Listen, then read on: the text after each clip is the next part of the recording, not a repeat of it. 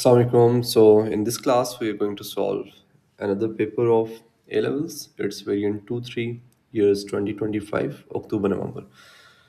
Let's start with question one. What they're asking, define acceleration. So how we can define it? It is rate of change of velocity.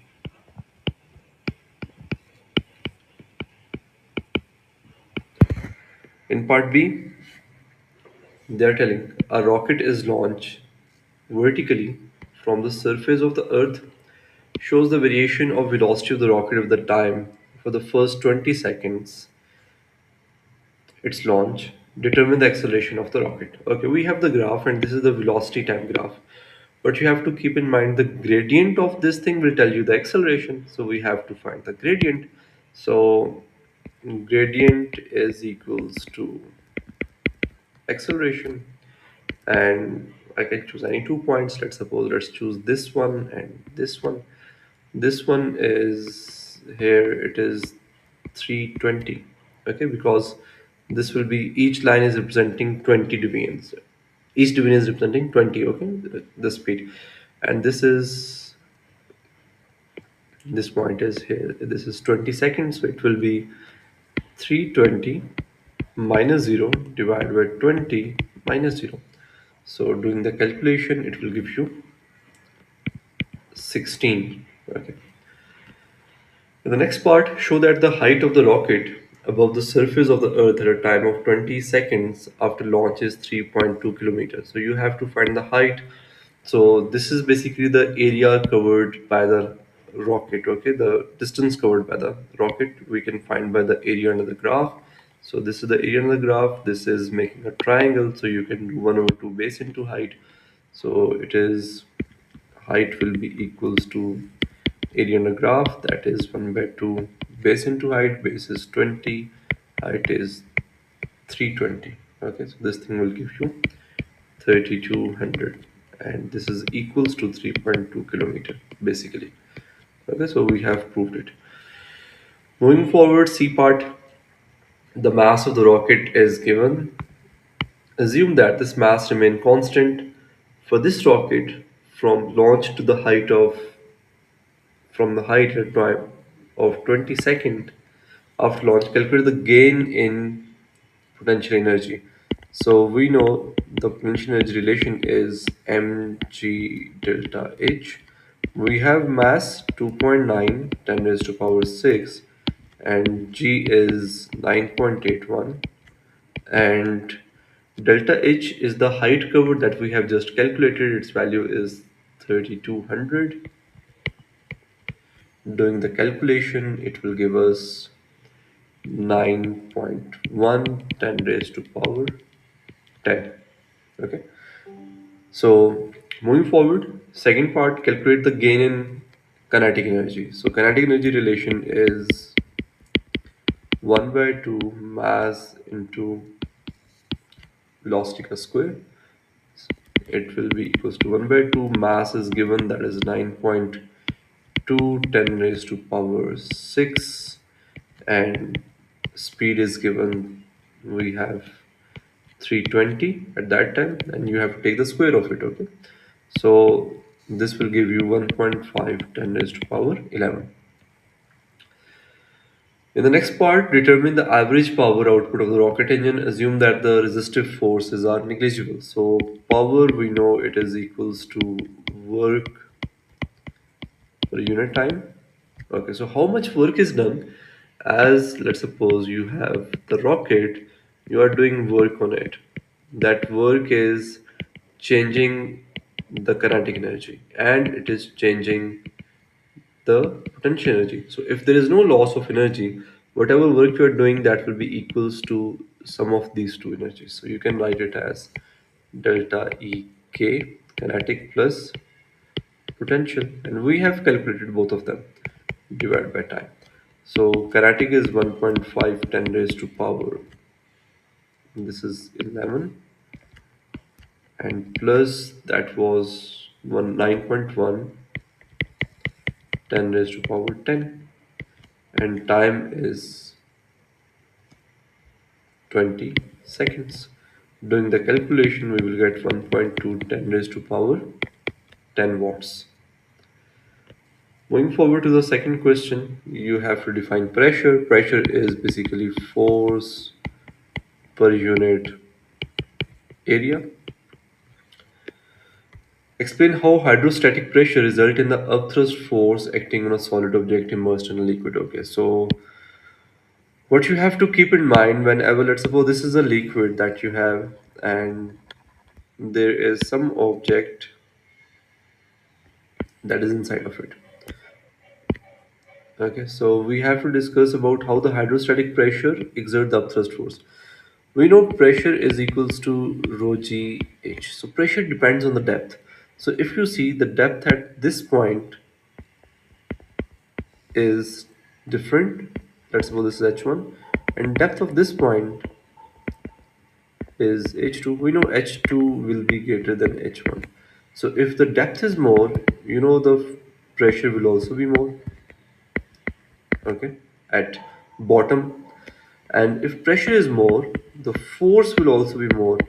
This, so force at this point at the bottom will be upward due to the pressure try to squeeze this thing, right? Okay, so it will try to apply a force in the upward direction, and this is f2, and there the force will be downward direction, this is f1, and f2 will be much greater than f1.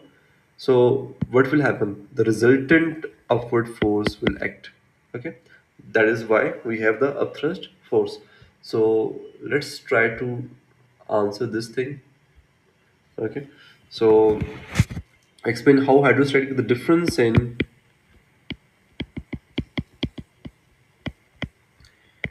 pressure at top and bottom cause unbalanced forces acting on object, force acting at bottom in upward direction will be more than force at top that is acting downward. Okay, so cause resultant upthrust force. Okay. Moving forward, part B, a small steel ball of radius r and mass m falls vertically at a terminal speed of v through the oil, and we have this equation, this relation they have given you, where this sign is called eta is property of the oil called viscosity. You have to draw the labeled arrow from the ball to show the direction of three forces acting on the ball. Okay, it is moving at a terminal velocity. Its mean forces are balanced. One thing we know, the ball is moving down because of its weight, the pull of the earth. So this is the weight. It is moving in a fluid, in a oil, so there will be an upward force. You can call it viscosity. Okay, or you can say this is a um, upthrust force. You can call it upthrust, and there will be another force that is acting on it, that is drag force. So two forces are up and one force will be downward, and they should be balanced. So I intentionally make this arrow longer as compared to this one. Determine the SI base unit of this eta. What we have, the relation d is equals to 6 pi eta rv. So you have to make this eta the subject, so it will be d divided by 6 pi r v. Let's put the values. So eta units will be, d is basically force, it is kg meter per second square. You have to ignore 6 and pi, r is in meter and speed is in meter per second. So this meter will consider with this thing, this minus 1 will consider with this, and it will left with minus 1. So it will be kg m minus 1 s minus 1. Okay. In the C part, the oil has a density of this and a viscosity of this. The steel ball has a mass and a radius r. Show that the upthrust force acting on the ball is this. So upthrust force relation is, this will also be given to you in a formula sheet in your final exam. Upthrust is rho gv. Okay. So, and as it is a spherical object, so its volume will be 4 by 3 pi r cube. We don't have the r, but we have the r. Okay, so it can be written as rho g 4 by 3 pi r cube. Let's put the values. Rho is 920, g is 9.81, 4 by 3 pi, and r is 4.210 raised to power minus 3. And don't forget to take the cube of it. So we will get 2.8 into 10 raised to power minus 3 Newton. That is the answer we have to show.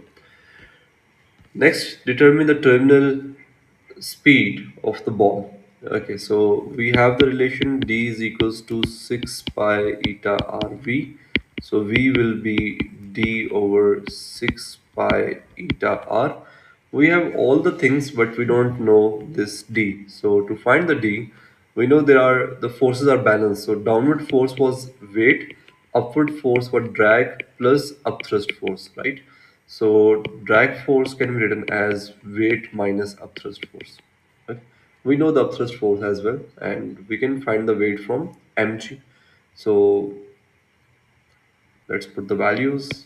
It will be mass is 2.4 10 raised to power minus 3. It is given. Multiply by g, that is 9.81. It will give you the weight, and upthrust force is 2.8 10 raised to power minus 3. Doing the calculation, you will get 20.744 10 raised to power minus 3. So let's put these value here. So it's 20.744 10 raised to power minus 3 divided by 6 pi eta is 4.7 into 4.2 10 raised to power minus 3, that is the radius. So doing the calculation, you will get 0.0557. You can write as 0.056. Okay, we round it off to 2 SFs. Question 3. A wire has a length L and a cross-sectional area A. The wire is made up of from a metal that has a Young modulus E and a resistivity E. Define the Young modulus. Okay, so definition for the Young modulus is it is a ratio of stress to strain. In part B1, state an expression in terms of some L, A, E, and rho for the resistance R of the wire. So we know resistance R is equals to rho L over A. That is a basic relation. Okay, so you can write rho L over A. Show that the spring constant K naught of the wire is given by this thing. Okay, so what this thing is, this is the Young modulus. So we have to involve this thing. What relation we have for the Young modulus? This is E is equal to stress over strain. So it will give you F into L, A into X. Okay.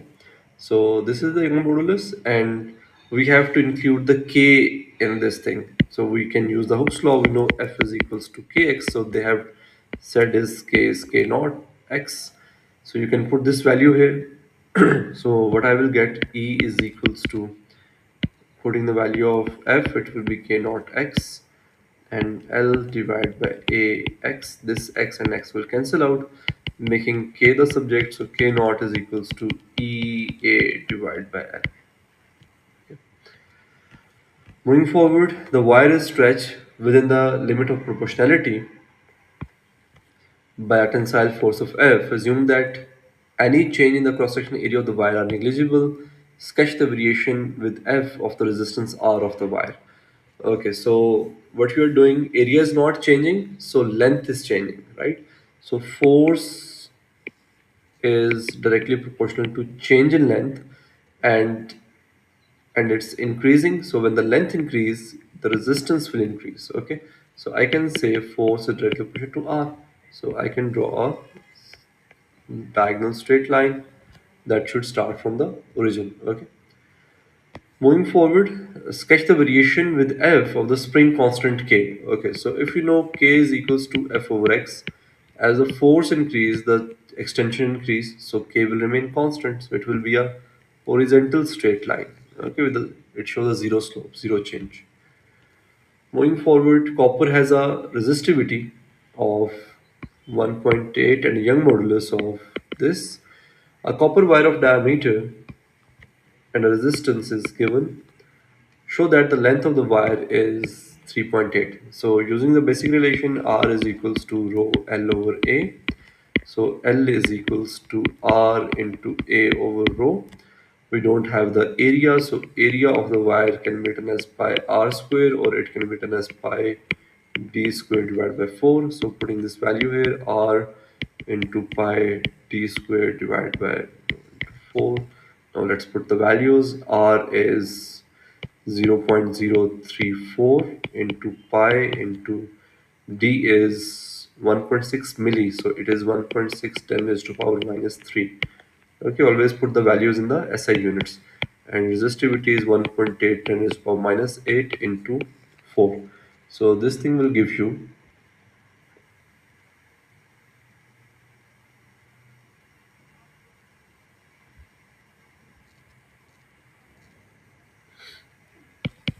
3.797. So you can write as 3.8 meter that we have to prove. In the second part, use the equation to determine the spring constant of the wire. So this equation that was given the question, so K naught is equals to E A over L. Pretty easy question. You have all the values, just put them. E is equals to 10 power 11. Multiply by the area. Area we know it is pi d square over 4. So D is 1.6 10 raised to power. There was a square, okay. Minus 3 square divided by L. L is, we just have calculated, 3.8, and there is a 4 from the area formula, right? So it will give you 6.9 10 raised to power 4. In question 4, they're asking state what is meant by the diffraction of the wave. So it's a 2-mark question, so we can write when a wave passing through gap, it spread out, called diffraction. Okay. In the next question, a beam of vertical polarized light of wavelength 540 nanometers is incident normally on the diffraction grating. This is the scenario experiment that they have given you. This is where the diffraction grating is placed. Let's read the statement side by side. The diffraction grating has a line spacing of 5.0 into 10 raised to power minus 6. So line spacing is basically the small d. The light transmitted by the diffraction eliminates a circular screen. This is a circular screen we have. The diffraction grating is at the point X of the circle. So there is the diffraction grating we have placed. Okay, the central bright fringe is formed at O. So there you have the central bright fringe and its intensity is I naught. So intensity is I naught, central bright fringe is at O. Okay, then what you have, point P is the point on the screen where the line XP is variable. Okay, so this is making angle theta that they are explaining. You show that the angle theta at which the first order bright fringe is formed is 6.2 degrees. So first order. So how we can use the diffraction grating relation. N lambda is equals to d sine theta. You have to find theta, so sine theta is equals to n lambda divided by d. So theta is equals to sine inverse n lambda by d. As we are using calculating this thing for the first order, so n will be 1. So it is 1 into lambda is 540 nanometers, so it is 540 nano is minus 9, and d we have 5.0 10 raised to power minus 6. Doing the calculation, we will get sine inverse 0.108, that will give us 6.2 degrees. Okay, that we have to prove. In the next part, determine the value of theta at which the second order bright fringe is formed. Okay, so we can use the same thing that we have derived. Theta is equals to sine inverse n lambda over t. All the things are same, just n is equals to 2. So it is sine inverse 2 into 540 into 10 power minus 9 divided by 5.0 10 raised to power minus 6. That will give me sine inverse 0.216, that is equals to 12 degree. Okay. In the next, they're asking sketch the variation of the intensity I with theta for the values between 15 to minus 15 to plus 15. Okay. So what we know the first maxima is at 0. So there we have a maxima. Second maxima will be at 6. So two divisions are showing 1. So this is 5. This will be 6. And the next maxima will be at 12. This is 11. This will be 12. Okay. So this is maxima. This is also maxima. Okay. Because you don't have to write on this maxima thing. I'm just writing it down to make it clear for you. This is minus 6. There we have maxima. Okay.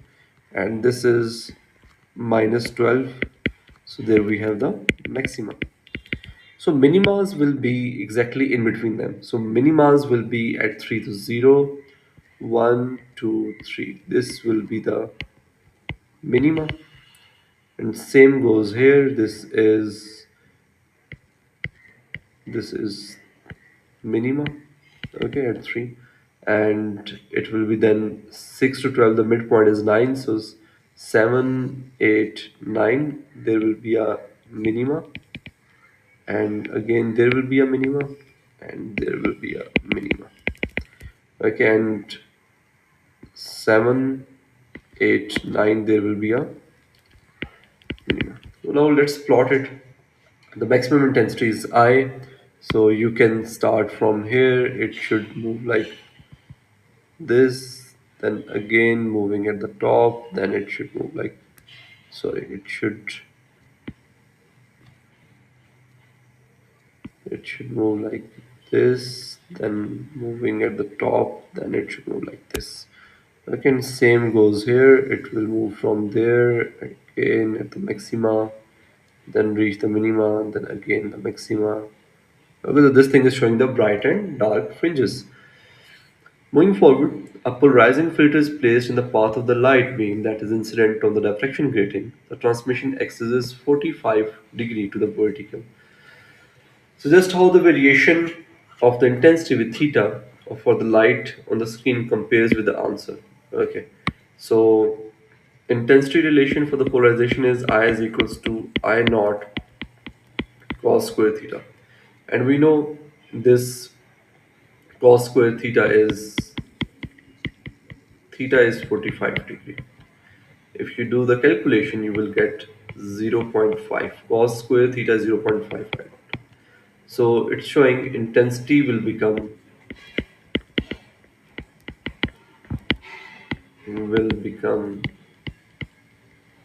half,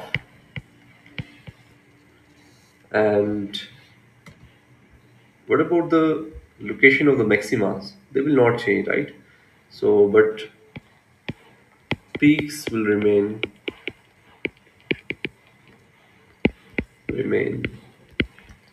at same angle. Okay, because the angle depends on the wavelength, the separation between the slits, and the order of okay, that depends on the different thing, that does not depend on the filter. So let's move forward with the next question. Question 5. They're asking state the Kirchhoff law. So it is algebraic sum of current at junction is 0. Okay. So in the second B part shows a circuit containing a thermistor. There is a thermistor that has a negative temperature coefficient. This means if the temperature increase, the resistance will decrease. Okay. So the thermistor has a resistance R naught at a temperature of 0 degrees Celsius. Sketch a possible variation of resistance of the thermistor with a temperature between 0 to 100. Okay, so we have to plot this graph. So what is happening? Its resistance is R naught at 0 degrees Celsius. So it should start from this point. Okay, and temperature is increasing. It's going from 0 to 100. So temperature increase means the resistance will decrease. They are inversely proportional. So this graph will be like this. Like it's an inversely proportional graph and it will never touch the 0. It will keep on decreasing, go close to 0.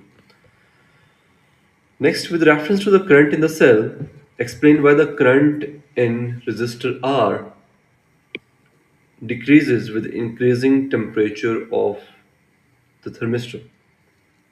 Okay, so what the question is, they're asking why this I will decrease. Why? When the temperature here is increasing. Right? This is the question what they're asking. So let's try to understand this thing. When the temperature of thermistor increase, what will happen? Its resistance go down. It will decrease. So when this thing decrease, this will leads to resistance of total circuit decrease, right? So total circuit's resistance will decrease. Okay, now what this will lead to, when the total resistance decrease, the total current, it will increase, right? So the current that is coming from here, I, that will increase. Okay. So if you see this is the terminal potential difference that is going to this R. So what this terminal potential difference is, basically, I can write it as this potential, this difference is basically, if I apply the Kirchhoff rule on this thing, or I can write as E minus IR. Okay, this is the total EMF provided by the cell, and this is basically IR is the voltage lost in the internal resistance, and it depends on the current. So if this current is increasing, so this answer, this is the potential difference of terminal, it will go down. So it will go down. It's mean the voltage that comes here, it will also go down. So when this voltage go down, we know this I is equals to this voltage divided by the R. So this voltage is going down, this current will also go down. Okay? So this is the detailed explanation of this thing. So how we can answer this question? So let's move forward, let's try to write it down. So increasing temperature of thermistor decrease its resistance that cause total resistance of circuit to decrease. When R total decrease, I total increases, that leads to decrease in terminal potential difference. So I through R will decrease. Okay. Moving forward, part C. The electromotive force E of the cell is 1.5. The internal resistance is also given. This is R. The resistance of resistor R has a resistance this. At a particular temperature of thermistor, the current in R is this. Okay. So for this temperature of thermistor, determine the current in the cell. Okay. So we have to find the current in the cell. So if I have to find the current in the cell, what I need, let me take that diagram here. I'm going to erase all of this and I'm going to take this diagram with a question so we can write it down and refer to this thing side by side.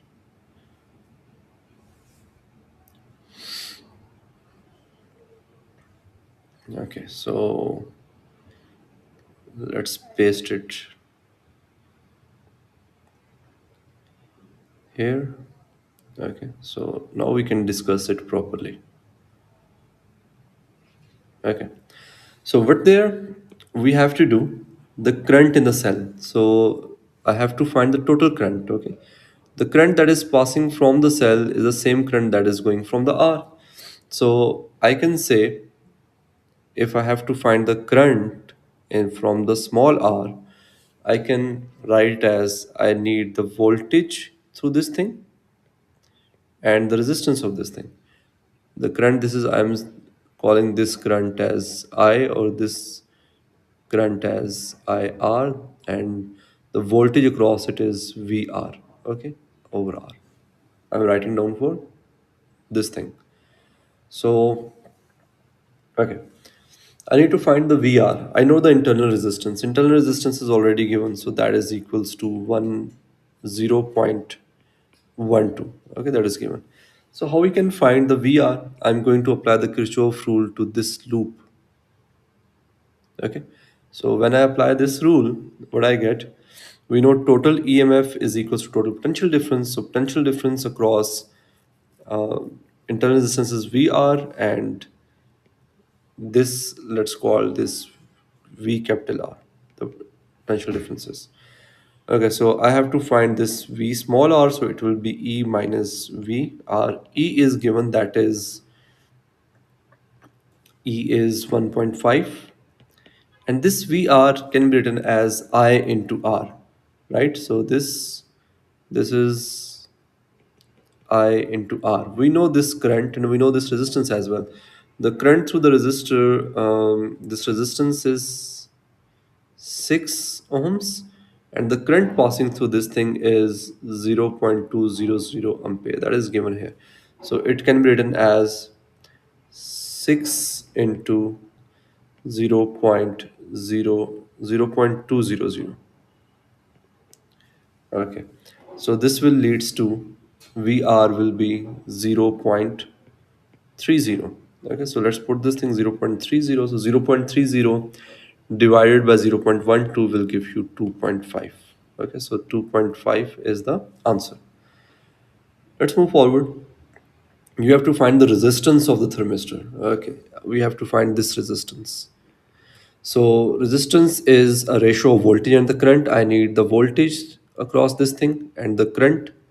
Okay, how I can find the voltage? The voltage at this point is same as this point. They both are parallel. So I can write as R is equals to voltage was, I just have calculated this VR. This is the voltage of VR, right? We have done here.